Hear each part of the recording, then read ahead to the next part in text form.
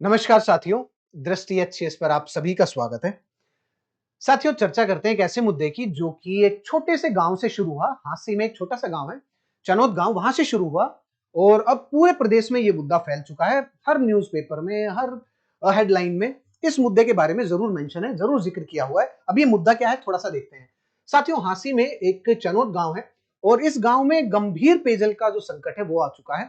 अब ये जो गंभीर पेयजल का संकट है, अब इसने सोशो पॉलिटिकल कॉन्फ्लिक्ट का रूप ले लिया है।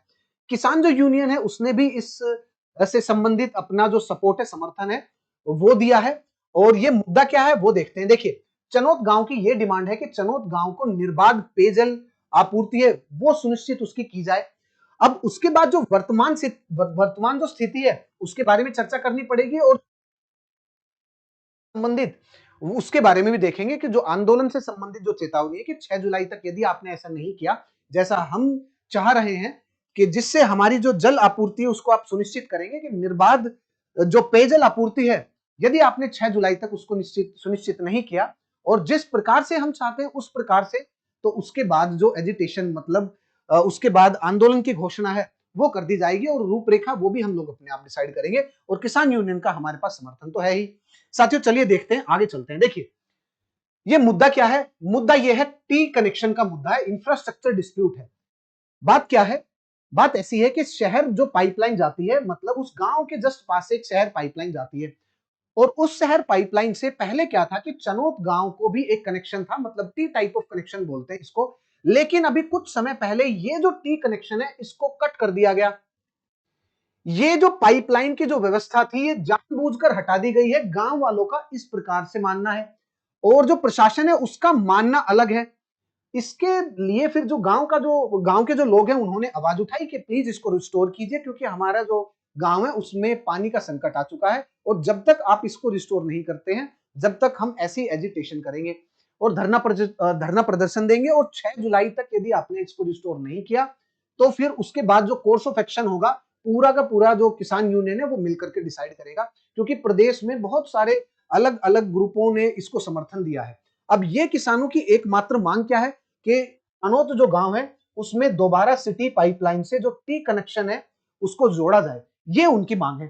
थोड़ा सा और आगे चलते हैं, देखते हैं, थोड़ी सी टाइमलाइन के बारे में चर्चा करते हैं। देखिए, टाइमलाइन कुछ इस प्रकार से है कि किसान नेता जो धर्मपाल बादला है, उनके अनुसार यह संकट प्राकृतिक नहीं है बल्कि राजनीतिक हस्तक्षेप का परिणाम है। कि जो टी कनेक्शन जो काटा गया है वो इसलिए काटा गया क्योंकि उसमें राजनीतिक हस्तक्षेप हुआ है। क्योंकि जब ये पहले आपने इंस्टॉल किया था, स्थापना भाजपा सरकार के कार्यकाल की शुरुआत में हुई थी और जब उस टाइम पर जो चनौत गांव था उसमें ये टी कनेक्शन लगाया गया था।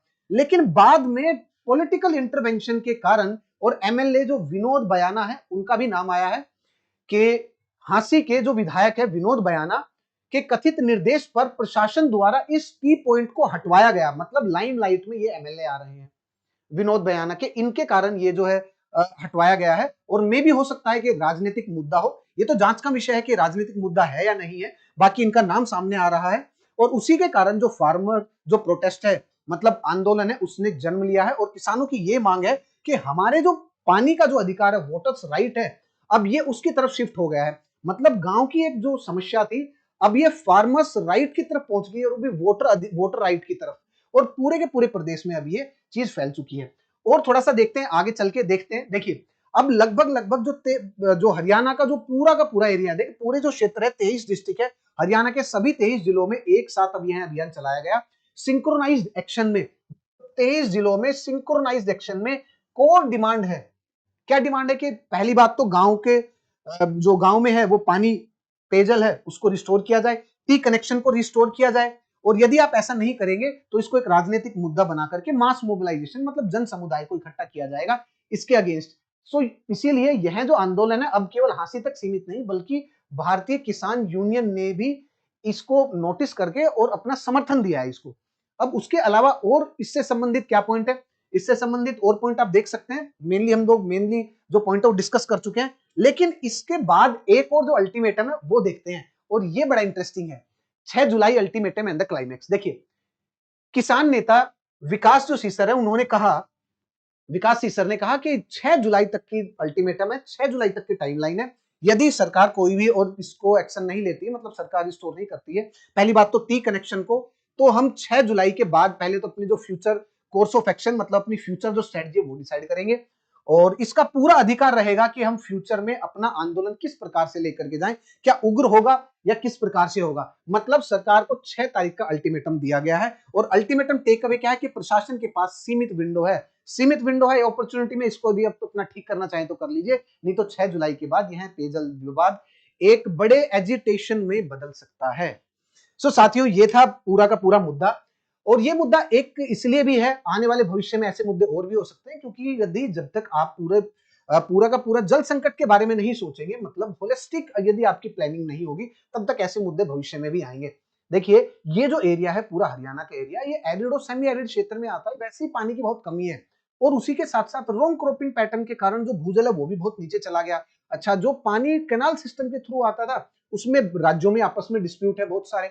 अच्छा, पुराने जो समझौते हैं वो लागू नहीं हो पा रहे हैं, तो इसका मतलब किसानों के पास जो पानी जो भविष्य में जाने वाला है, हो सकता है कि उसमें भी कमी आए, और ऐसे जो डिस्प्यूट है भविष्य में कॉमन हो जाए। इसीलिए जो प्रशासन है, इनफैक्ट नॉट जस्ट प्रशासन, जो आम जन समुदाय है, उसको भी सतर्क रहना चाहिए, उसको भी पानी जितना बचा सके, उन सब विधियों के बारे में सोच सके, और उन सब विधियों को अपना इंप्लीमेंट करना चाहिए अपने डे टू डे लाइफ में, ताकि जल संरक्षण पे ध्यान दिया जा सके। जल संरक्षण केवल सरकार की जिम्मेदारी नहीं है, ये आम जन समुदाय उन सभी की जिम्मेदारी है, शहरों की भी जिम्मेदारी है, नगरों की भी जिम्मेदारी है, आम पब्लिक की भी है, अमीर की, गरीब की, हर किसी की है, किसान वर्ग की, श्रमिक वर्ग की, व्यापारी की भी, सभी किसी की है। सो साथियों, ये था मुद्दा।